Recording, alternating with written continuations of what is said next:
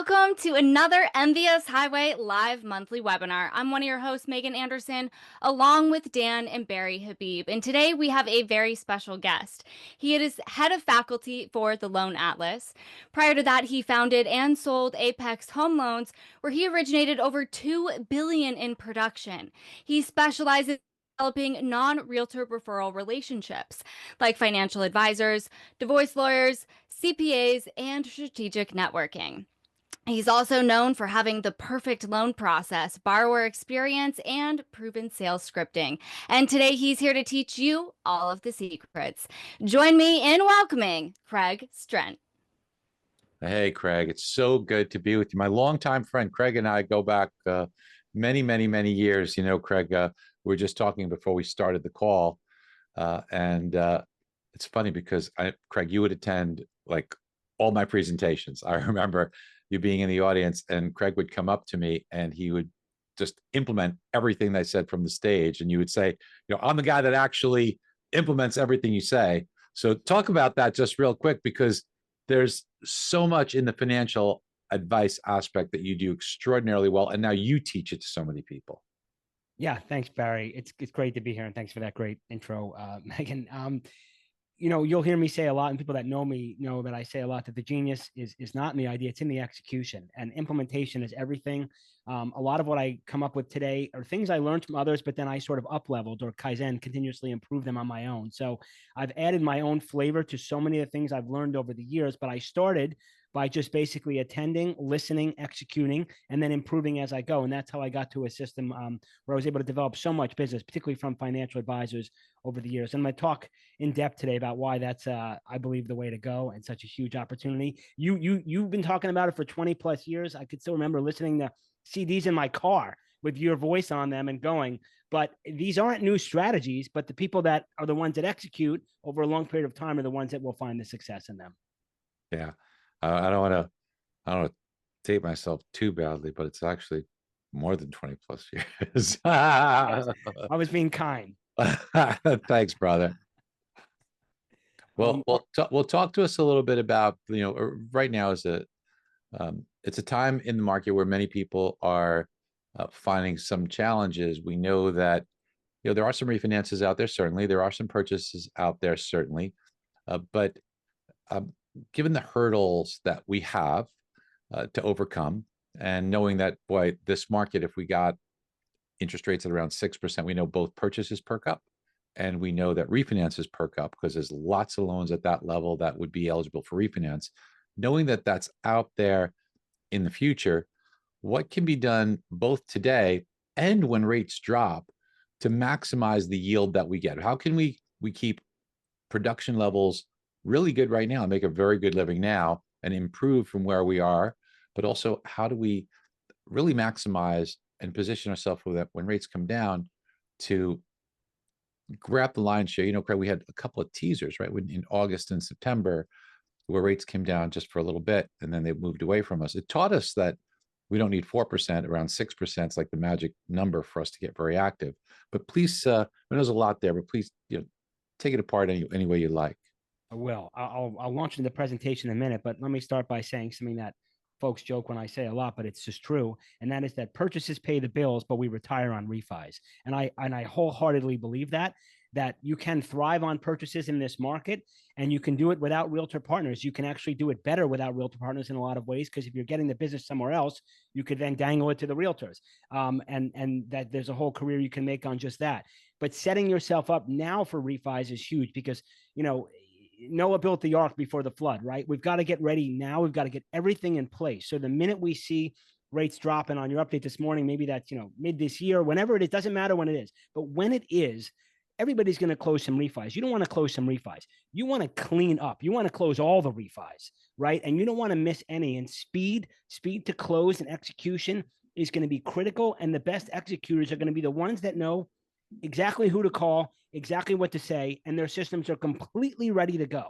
And so, that's a whole different presentation on what you guys would call strike rate, what I used to call auto lock and everything else. But now is the time to be prepared. It's a cyclical business.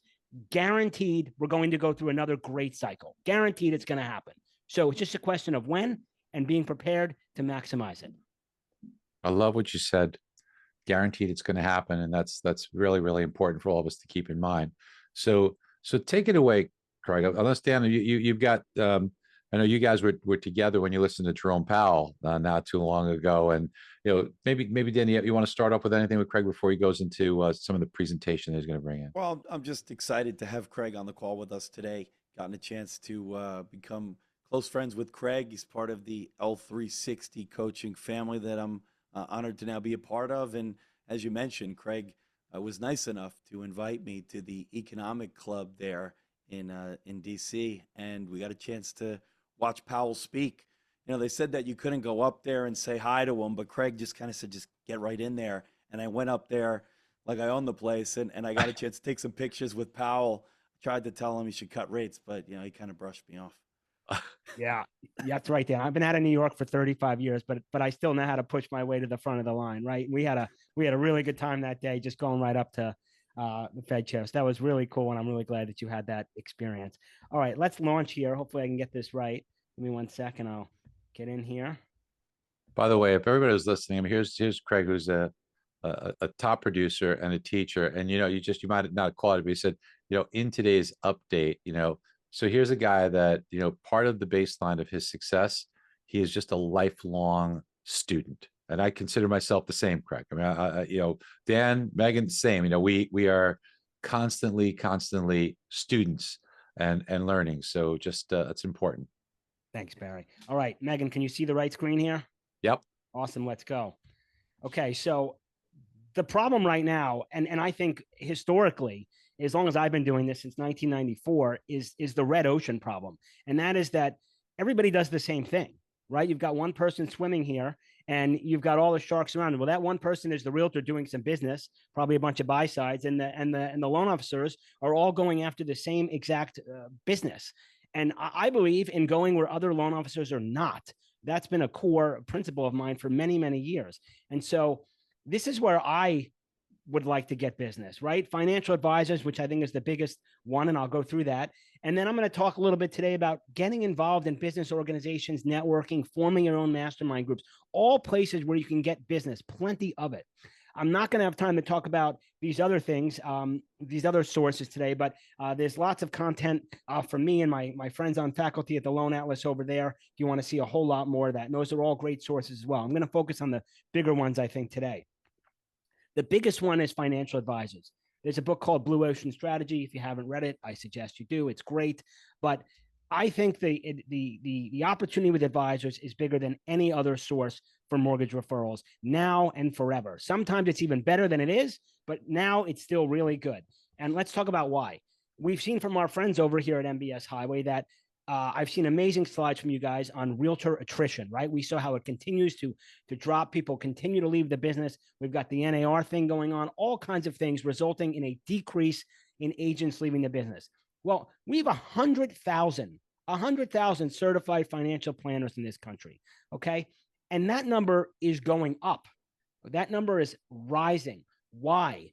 We've got thousands of baby boomers retiring every day. They need professional advice. They've built up good nest eggs. So the opportunity for advisors to refer you business and to have clients who have mortgage needs, whether they're upsizing, downsizing, whatever, is going to continue to increase over time. So huge opportunity here with CFPs. Keep in mind, CFP is only one of many, many, many designations in terms of financial advisors. There's lots of other designations as well in that space.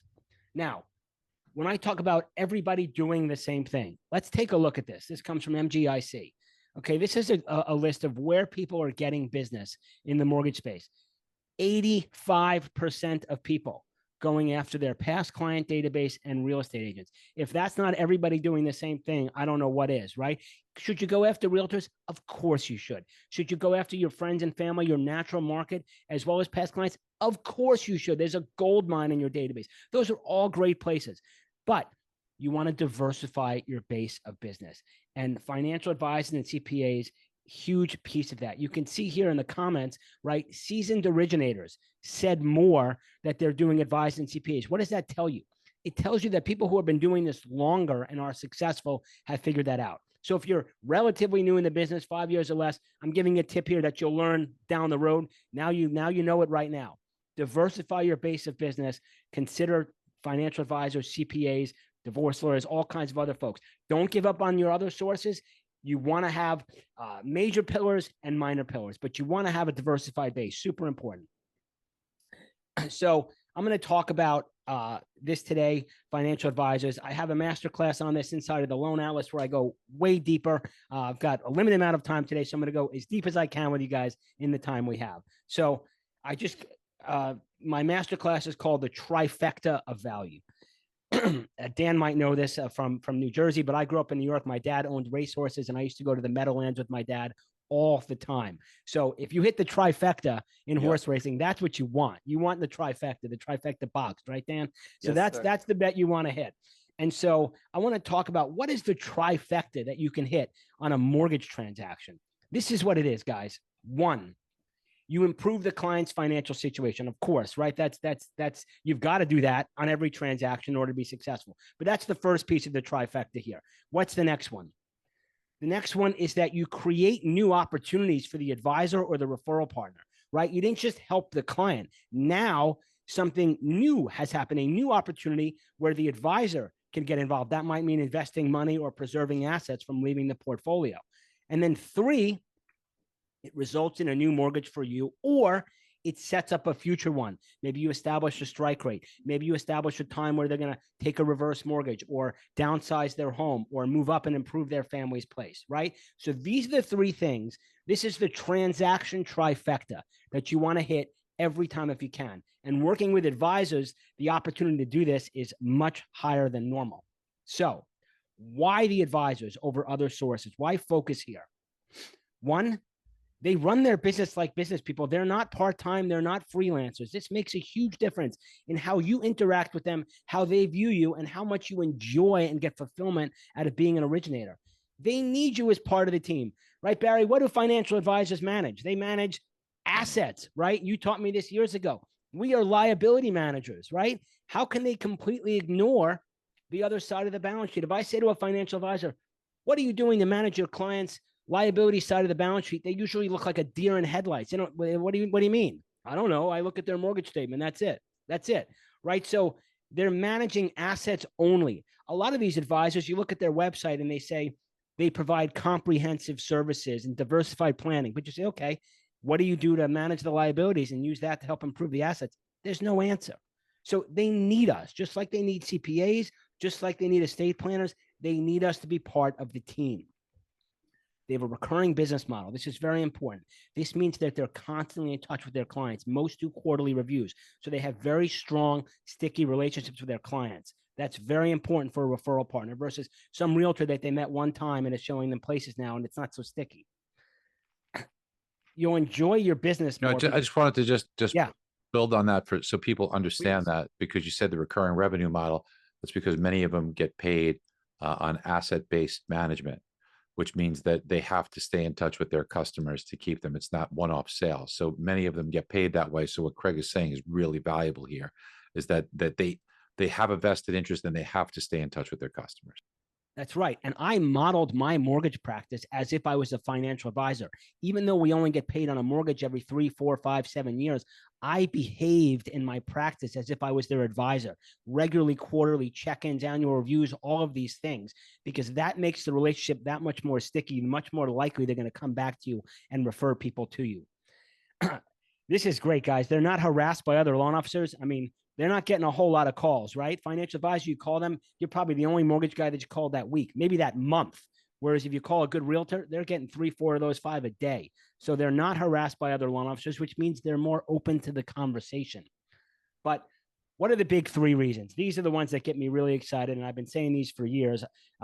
So get excited about these 3 reasons. 1, the referrals are warm and sticky. What does that mean? People are paying their financial advisor for advice. They're paying for the advice. If you're paying someone for advice and you call them and say, what should I do about this? You're that much more likely to follow the advice because you're already paying them for it. That's 1. 2, they don't give out 3 names. Why don't they give out 3 names? Well, They don't have three names, first of all. Second of all, most mortgage people they came across didn't do a great job. And so they're only giving out one name, and it's yours. Another huge reason. And then finally, my favorite, they don't work weekends and evenings. It just doesn't happen. So those crazy, frantic calls you might get from a realtor partner that's telling somebody to call three people and look for the lowest rate, the only weekend calls you're going to be making with it when you're working deep with advisors are you calling a realtor frantically to say, I got somebody looking for a place referred by their advisors. They need to make a deal. You're going to be dangling referrals the other way, which will obviously result in a lot of leverage for you as well. So these are three big reasons that I love working with advisors. And it took me a number of years to realize these and understand that, wow, this is really great. And it gave me so much more fulfillment in my practice. So how are we going to go about them? One, educate. Barry and Dan talk about this all the time. We've got to be credentialed. We've got to understand, how do we talk about the financial markets? These guys are going to want to talk, guys and gals are going to want to talk about rates. They're going to ask you about these things. They're going to ask technical questions. So you've got to understand the market. CMA is a great way to do that.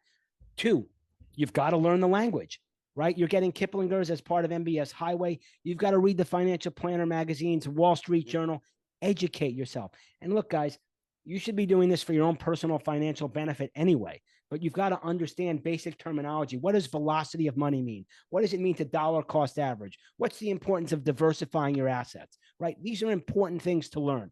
Make the investment in educating yourself and getting this knowledge so that you then are in a position to speak intelligently. This is why a lot of loan officers don't do this, by the way, because it requires some legwork up front. Be the difference. Be the one that does it.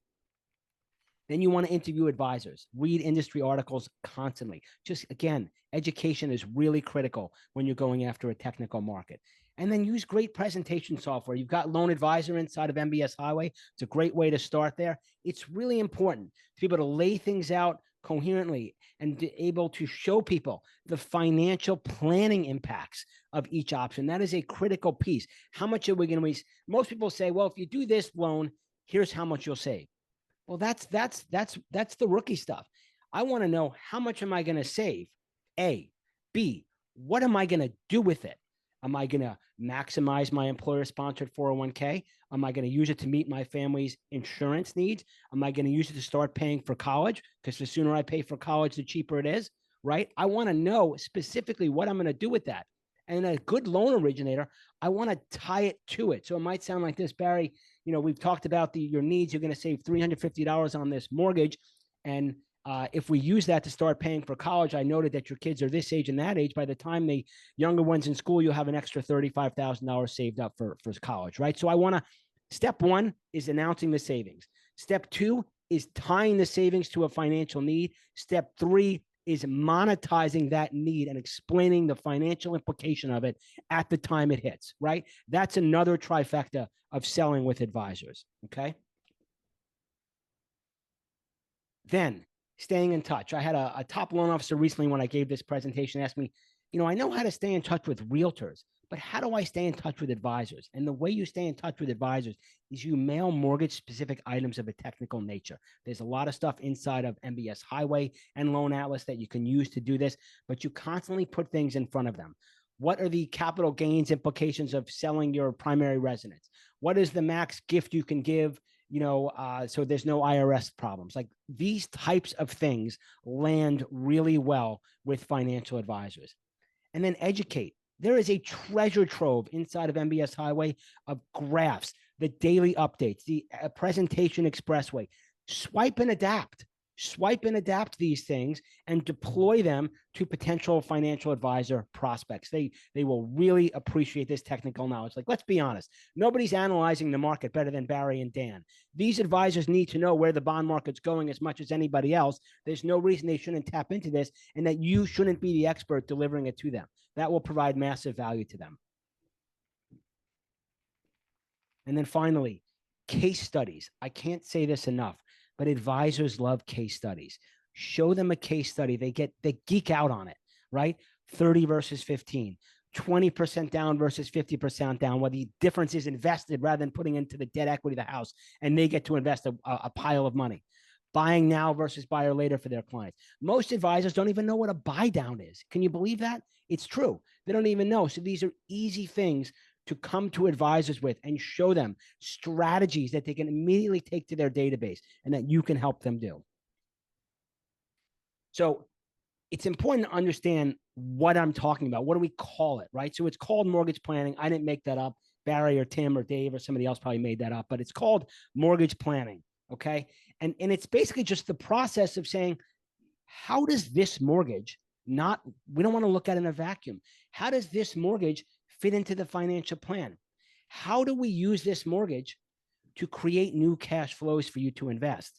How do we use this mortgage to prevent assets from leaving the portfolio that the advisor is managing and that the client wants to keep liquid? That's mortgage planning. It's actively managing the liability side. And most importantly, it's thinking about the mortgage structure as something that helps the financial planning goals. I don't want to just give someone a big debt. I want to give them a tool that helps expedite the asset growth, that helps expedite the retirement planning, the college savings, all of these things. That is what mortgage planning is. And it's not that hard to do once you understand what the strategies are. So why should an advisor bother? Like one of the objections, I don't really need to partner with a mortgage person. Yeah, you do. Let me explain. Why should you be advising your clients on their mortgage? One, it's an extension of your practice. It's something else that you can offer to clients. One. Two, it's elevation of the trusted advisor status. During COVID, at the beginning, when everybody was trying to refinance, okay, and people called their financial advisor and said, I need to refinance, rates have dropped so much. How do you think the advisor looked if they didn't have a good mortgage person to refer them to, right? What do you think they said? Call Wells Fargo and wait 3 hours on hold? Call your existing servicer? Call another bank that might cross-sell them? Advisors need to have strong professional partners that they can refer people to. This is the biggest one. Advisors working with mortgage people can help create new cash flows to invest. Advisors love a referral, but what's better than a referral? More money from their existing client base, right? Because the less clients they can manage with the more money, the better their business model is for them. So they don't necessarily need a one-on-one referral from you. No, they need new money to manage. And when you're saving people money, think about all the people that have purchased homes in the last 2 years at higher rates. When those rates drop and you refi them and you save them cash flow, if you just do nothing else after that, that's a fail, an epic fail. You want to redeploy all of that savings to the advisor so that they could then help them meet their financial plan and goals. We're not going to just save you $300 on your mortgage. We're going to save you $300 on your mortgage, and you're going to start maxing out your employer-sponsored 401k and get some free money in the process and retire 2 years earlier, okay? On top of preserving assets. When somebody's buying a home for the first time, if we can show them a strategy where they put down 5% and they're comfortable versus putting 20% down, think about how much more money they can leave invested in the market with their advisor. And an important concept here, team, that we all know is that historically, the after-tax cost of borrowing is lower than the after-tax return on investing. If we go back S&P 100 years and we look at any 10-year period, any 20-year period, and we look at that 30-year fixed rate mortgage in that same period, it's an arbitrage. Now, it's not always exactly the same. It's moving, but it's an arbitrage. So the more we can stay with that higher mortgage, as Rick Edelman, a financial advisor, say, biggest mortgage you can get, there's a lot of benefit to that. And it's not debt. It's not debt if you have enough money over here to pay it off whenever you feel like it. So we're helping people create new asset flows, and we're helping preserve money from leaving the portfolio. Also, no bank cross-selling. A lot of times an advisor will say, call your bank. Well, the bank is looking at the loan application and seeing all this other stuff and trying to move assets around. They go down the hall or text their buddy who's in asset management. They say, hey, I got a good one here. New 30-year fixed jumbo, by the way. You want to talk to them about moving their assets over, right? We don't want that. Advisors don't want that. So it creates all kinds of new sales opportunities for insurance and everything else. So how do we start managing mortgages for advisors? Okay, these are the steps. Step one, adopt the mortgage. Regardless of whether you did the mortgage or not, get the mortgage information. And you should do this when you're networking too, sort of professionally, not, hey, what's your mortgage rate? But, hey, where are you now? Whatever. And then you adopt that mortgage and you track it. Use the rate tracking tool, the strike rate tool in MBS Highway. Get that information in there. Figure out how much it's going to take for them to refinance, right? Adopt a mortgage, prepare a loan advisor report saying, hey, if rates drop to here, this is when it makes sense. Should we track this for you? Then actively manage it, meaning report in with them regularly. There's a lot of CRMs that do this very nicely. Report in on them regularly, explaining where they are. Some of you have heard me say this before, but the more times you tell someone it's not time to refinance, the more credibility you have when the time comes, and the less friction you'll have. And your speed to close, which I talked about earlier in the call, will be infinite, right? If I've told you, Barry, every quarter we touch base by email or whatever, and I keep saying, not time yet, not time yet, we're not at our target. All of a sudden we get there and I say, Barry, it's go time. You're not even pushing back at all, because I've established massive credibility with you. It's brilliant. It's brilliant. And you know what? There are so many great things on here, and I hope that people are taking notes and just watching some of the chat things. So listen, a few things. Don't get hung up in the fact that will some financial planners either have a process for mortgages or some don't refer out. Don't get hung up in that. This is when we talk about things, nothing's ever absolute, number one, right? So there are more than enough opportunities out there that you could take advantage of. So let's remember that. Clearly there are.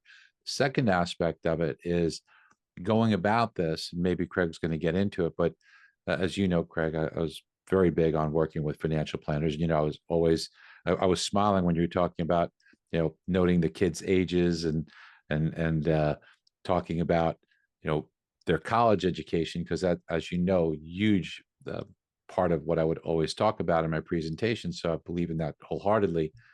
But when we talk with financial planners and we meet with financial planners, that initial meeting, you have so much value for them because your entire client database may be in need of financial planners. And what I would say is, you know, part of my discussion with my clients when I do their mortgage application is I ask, who's your financial planner?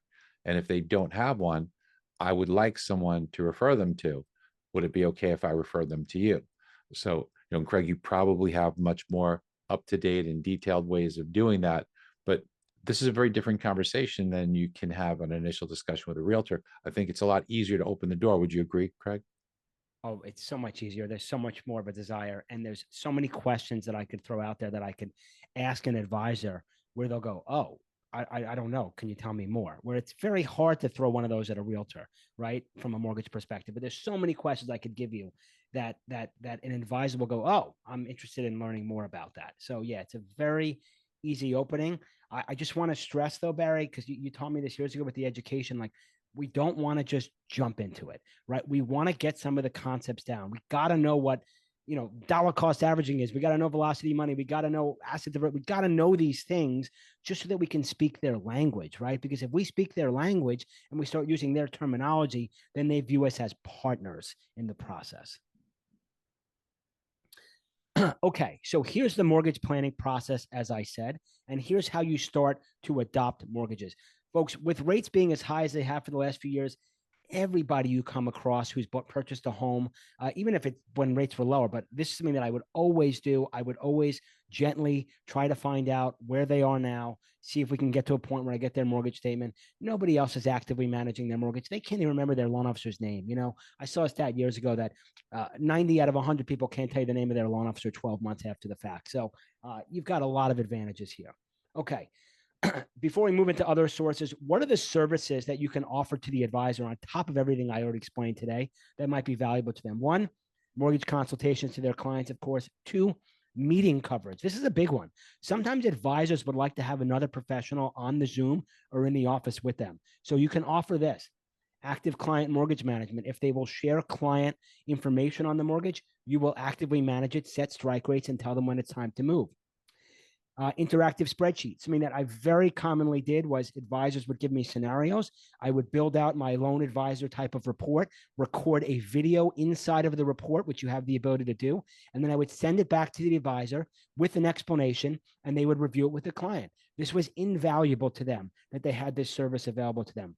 Video summaries for the client as well directly. And of course, an annual mortgage review, which is something that the advisors is generally doing quarterly. I would jump in and they would offer an additional service of the annual mortgage review through their partner, me.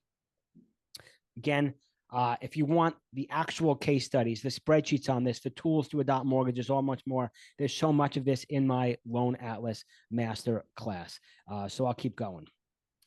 The other organizations I want to talk about and the referral partners I want to talk about today are business organizations, networking, and mastermind groups. Okay.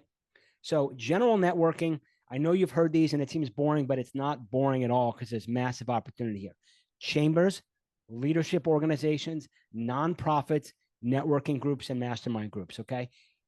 Looking at this list, you should be in every one of these. You should be in at least one business organization, at least one leadership organization, at least one nonprofit that you're passionate about. Pick something you love, and at least one networking lead group or mastermind group. These are layups for business. There's no reason not to be in all of these. Here's how you do it. Okay, it took me a while to come up with this formula, and it took me years to realize what works. Here's what works in order of importance. Number one thing, a giver gets. You know the number one way to get a referral? Give one. That's the number one way. Okay, now you know the secret. When you meet someone at a networking event or someone in general, rack your brain for 24 hours to figure out how to help them. Do anything you could possibly do to help them. What do I mean by that? Send them a book on a topic you heard. Send them a handwritten note to say thanks. Introduce them to someone else they can work with. Send them an article on a topic that was different. Something. You've got to do it quick and you've got to be valuable, or else they're going to forget you inside of 24 hours. So after the networking meeting was over, when I go to organizations, my business partner, Eric, used to joke with me. I would come in the morning and he would see me go to work. The meeting is not over until every contact is in your database, until you've done a follow-up with every single person, until you've sent them something of value. That's how you stand out from everybody else, and you do it immediately. So next, go wide, then deep. When you're deciding which chamber to participate in, which leadership group, what I want you to do is for a few months, maybe 3, I want you to go audit a whole lot of them, a ton of them. See where you fit in. See where you're comfortable. See where you like the people. This doesn't have to feel like work. Go somewhere where you belong and you feel comfortable with the folks there. Then pick 1 or 2 of those organizations, and now I want you to forget about the rest, and I want you to go deep. And what do I mean by deep? I want you to join a committee.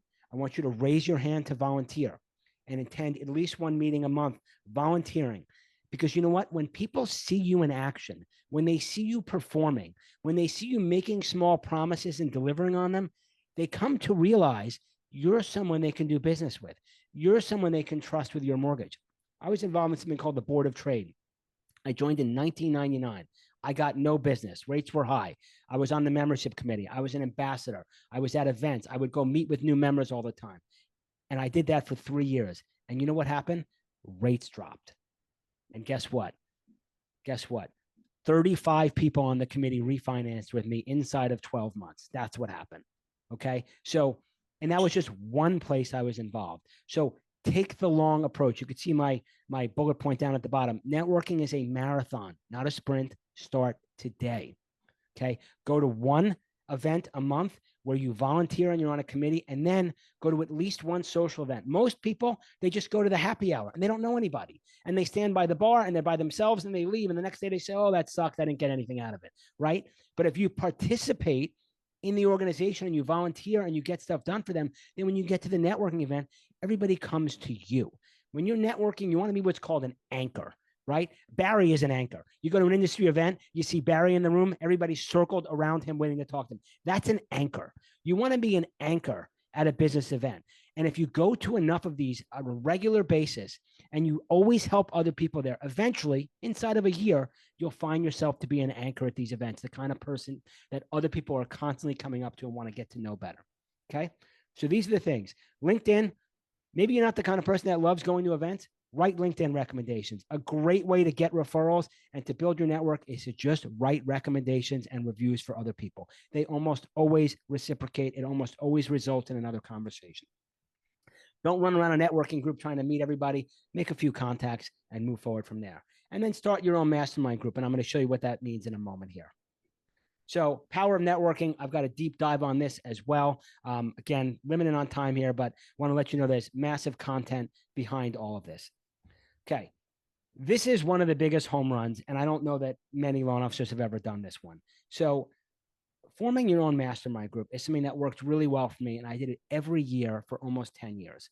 Here's how it works, okay? You take a 1-year period. You've got 12 months in the year. You invite 10 to 11 other professionals to join you in a mastermind group. What is a mastermind group? It's a group where we're going to come each month and we're going to share a major problem in our business and help each other solve for it. Okay. So every month, one person is the moderator, one person is on the hot seat. They get together ahead of time to talk it all out. Then they come, everybody participates in this. Everybody gets a chance to do each of those roles over 12 months. Okay. The way to do this is to pick a place and make it the same time of month, every month, the same place, the same venue, all that stuff. But why does this work so well? I'll tell you why. Because I'm picking the professionals, and I'm going to start with a CPA, and then I'm going to pick a divorce lawyer and a homeowner's insurance person, and all these professionals that I want to work with. And I don't know any of them, by the way. I'm not going to pick anybody I know. I'm going to identify people I want to work with. And after I get those 8 or 9, 10 people together, the last person I'm going to approach is the realtor that I want to work with.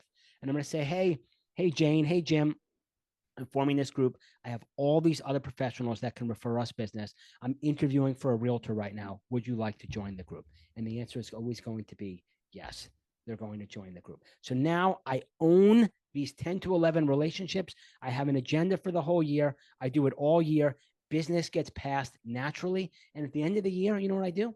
I start all over again, but I maintain these people in my database, in my newsletter. I stay in touch with them. And every year I have 10 to 11 really strong new referral relationships as a result of forming my mastermind group. And I did this for many years. Wash, rinse, repeat, as you see at the bottom.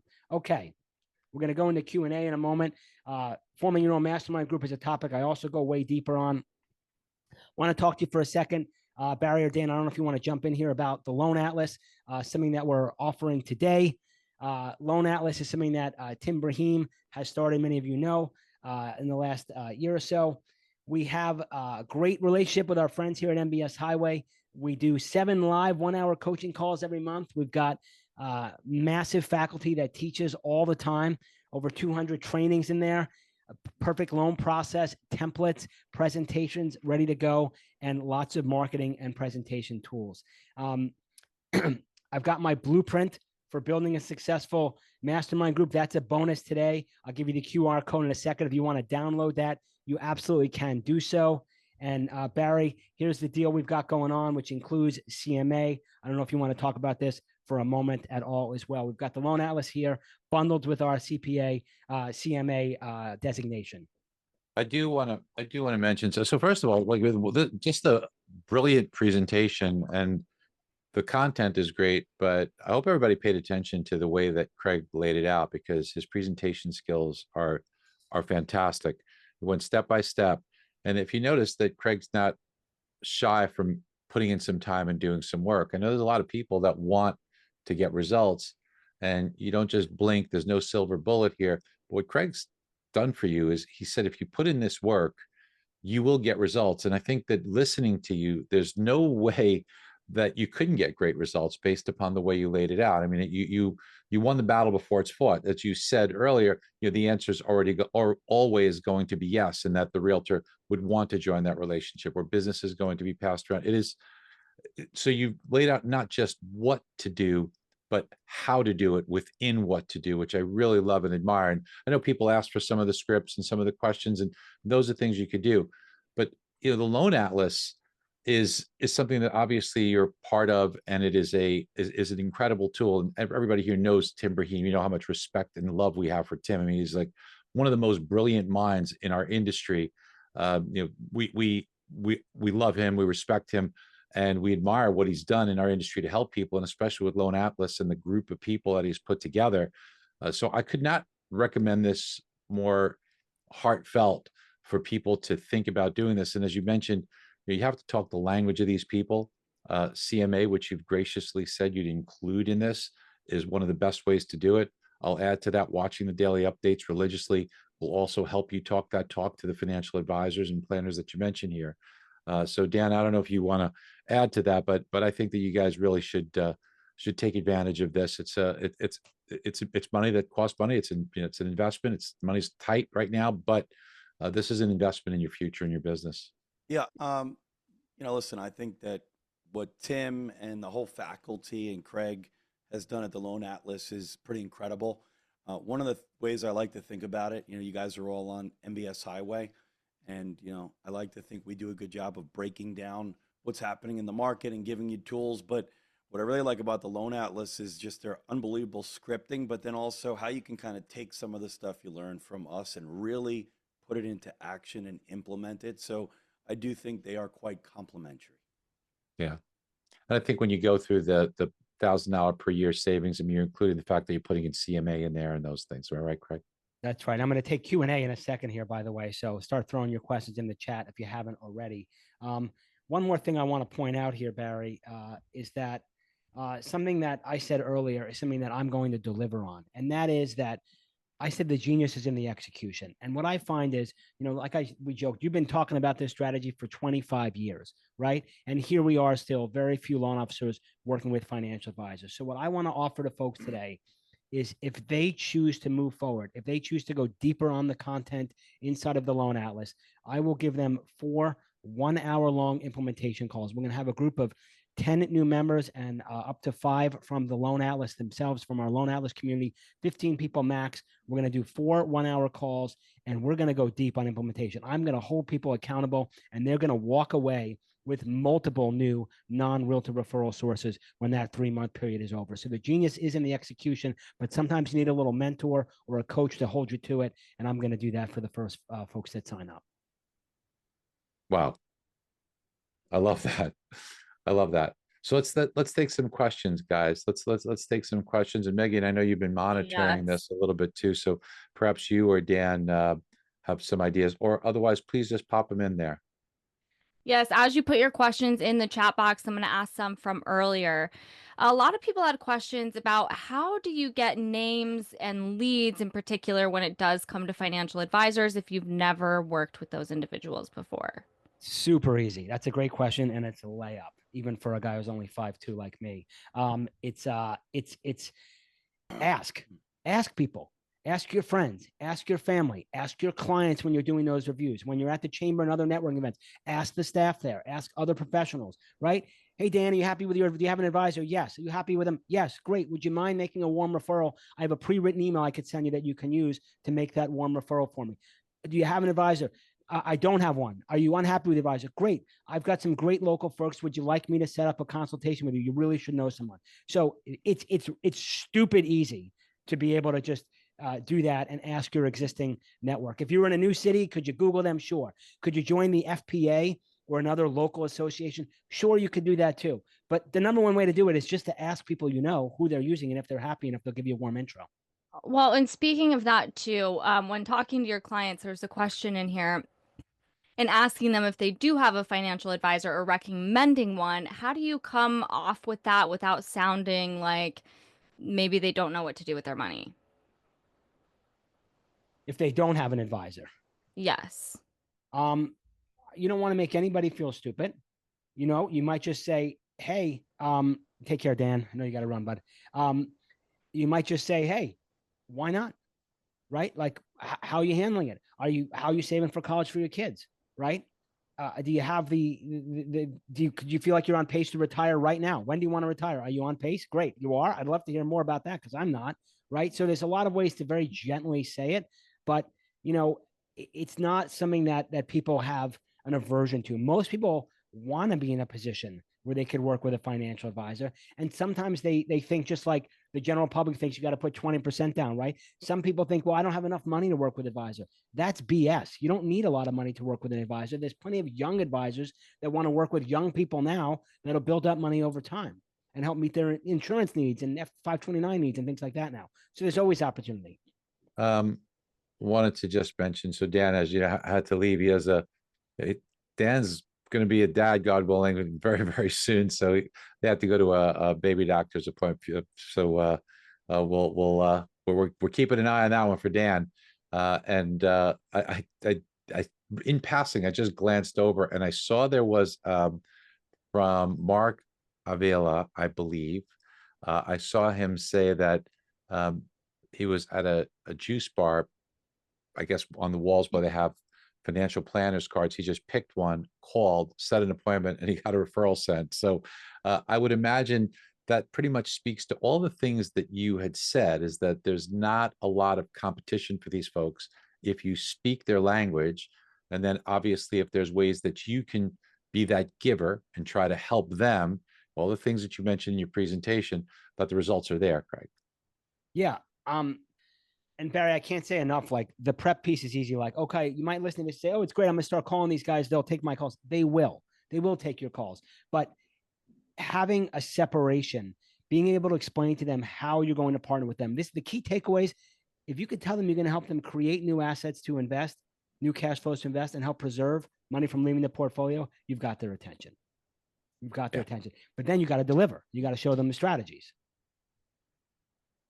I'm just looking at the most recent one that came. My first 5 calls, I was able to generate 3 referrals for 2 advisors. I mean, that's pretty freaking awesome, Justin. It's great that you guys are sharing and so kind to share the successes that you're having, because the rest of us on the call, our teammates, and we're family here, we're teammates, we're trying to help each other. It's nice that they're able to see that and know that you can get a lot of success from this avenue.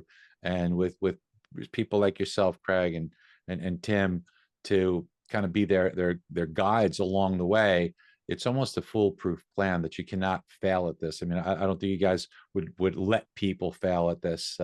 It's a really important way for us to make sure we build our income through this period of time right now. Yeah. And I love, sorry, I was just going to say really quick, I love Matthew's comment. I have literally never called a financial advisor and not had them want to talk to me. So if you're hesitant about doing this at all, please let all of these comments, thank you for sharing, and let everything that Craig's been saying motivate you to move forward with taking this action. Yeah, thanks. And here's guys, a free. I'm sorry, Craig. I just wanted to say, and look, if you watch the daily updates, and please do, if you're not watching them regularly, and don't just consume them, take some notes and make sure that you kind of have it down.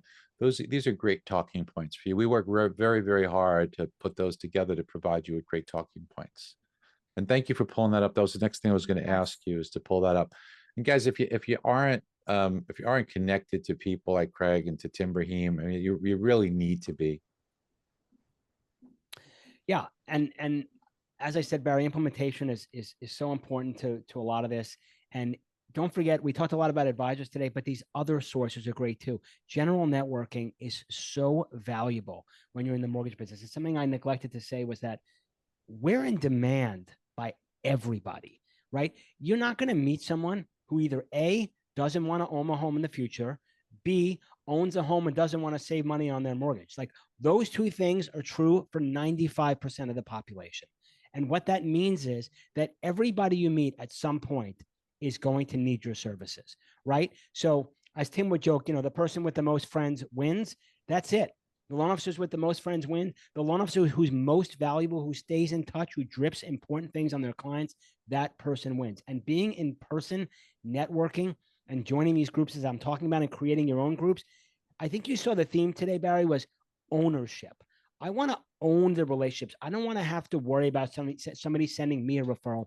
I want to own my relationships with my referral partners so that I'm sending them the referrals. And more people are seeking me out to work with me because they know that I'm running these mastermind groups. They know that I've got all these financial advisors and CPAs sending me business, right? That's where you want to be. And folks, on top of doing a lot more loan volume and having better margins and doing more units, it's a much more fulfilling way to have your mortgage practice. It's more fun. It's less aggravation because you're not fighting tooth and nail on every single deal.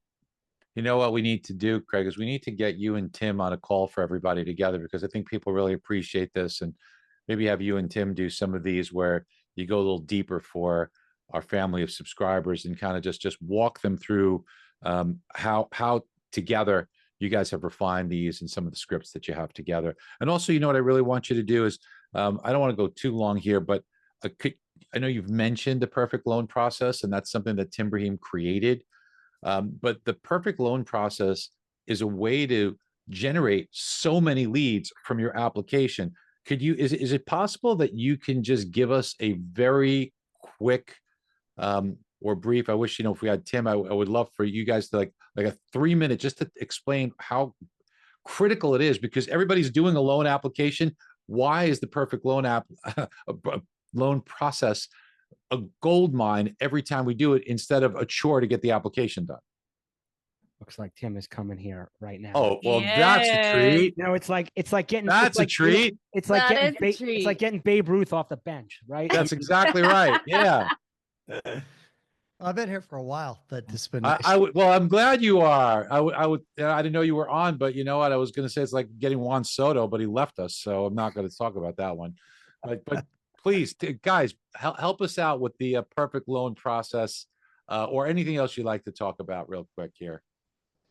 You know, if I can, Craig, I'll just jump in. I mean, first of all, Craig's brilliant. And I mean, I knew that his content would fit in perfectly with this amazing community that you guys have built for such a long period of time, Barry and Megan and Dan and everybody.